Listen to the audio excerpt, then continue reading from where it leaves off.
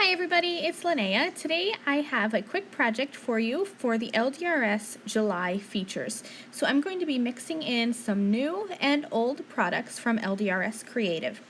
I'm going to start here with the Slimline Corner Scallop die set. This is the newest of their Slimline dies. I cut this twice, once with just that stitched background piece, and then again nesting both the stitched background piece and that corner scallop die together to get that fun frame. There are a lot of different ways that you could use stencils, ink blending to create a fun background. Today I'm going to use some pattern paper. So I'm starting off with the Country Lane pattern paper pad. And this is one of my favorites. I love these colors and I love the patterns. It's almost gone, so I need to order a new one because it really is my favorite. I cut a bunch of the patterns into 1/2-inch strips, and I just kind of varied them, making sure that I had a variety of patterns and of colors, and then I spread them out. I made sure that I had enough to cover the full slimline die. Once I had them all cut, I took some dry tape runner adhesive and just covered my entire slimline die with that adhesive.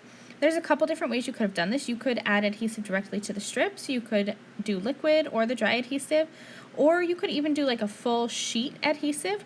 I just thought this was a quick and easy way, and so I added all those 1/2-inch strips of the Country Lane pattern paper onto that slimline die, and then I just used liquid adhesive on the frame. I did of course cut off all the excess with my scissors so that I didn't have any overhanging.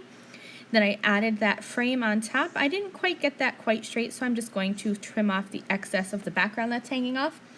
And now I have a quick and easy multicolored, multi-patterned background for my card. So I stamped out some images, and these come from the A Day at the Park stamp set. I stamped them onto Neenah white cardstock. That's what I like to do my Copic coloring on. And I did use the LDRS Creative Raven Hybrid ink. This ink is definitely a go-to because you can watercolor, you can use colored pencils, or like I like to use my Copics or any other kind of alcohol marker will work too. So I just kept a little bit of my coloring in here. It's very simple, nothing different from the way I usually color. I try to stick to 2 markers for each color family, and I just start with my darkest and I lay down a little bit of my dark marker where I want my shading to be. And then I just come in and I blend that out.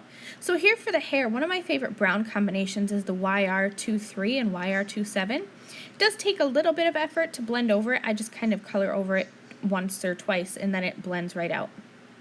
So for her dress, I wanted to add some little polka dots. I'm a huge fan of stripes and of polka dots, and it's really easy to just take a Copic safe marker, or pen rather, and just draw in some little dots. Once I have those drawn in, I can go ahead and just use my Copics to continue coloring in the rest of my images. And so I decided to give her a yellow dress, and then I'm going to give her some little minty accents for those polka dots. Once my coloring is done, I'm going to use the coordinating A Day at the Park dies, and I just held them in place temporarily with some purple tape. And then I can just run them through my die cutting machine, and I'm going to have these perfect, cute little die cut images to use for my card. So to finish kind of setting the scene for my card, I used the die set, the Scalloped Circle Frames die set, and I kind of did the same thing as I did with the Slimline Corner Scallop. I used that large circle scallop die once to cut out this background piece, and then I taped together that same die along with a smaller die to create a frame. And that frame is from the Homemade Happiness paper pad.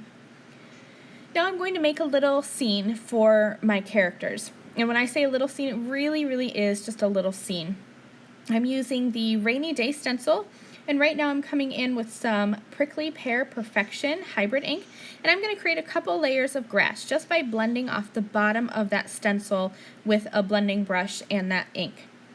Once I have the layers of grass, I ended up doing 3 layers just so it would come up high enough for my background. I started using the top of the stencil and some Marina Madness ink and just blended off the top to create some clouds.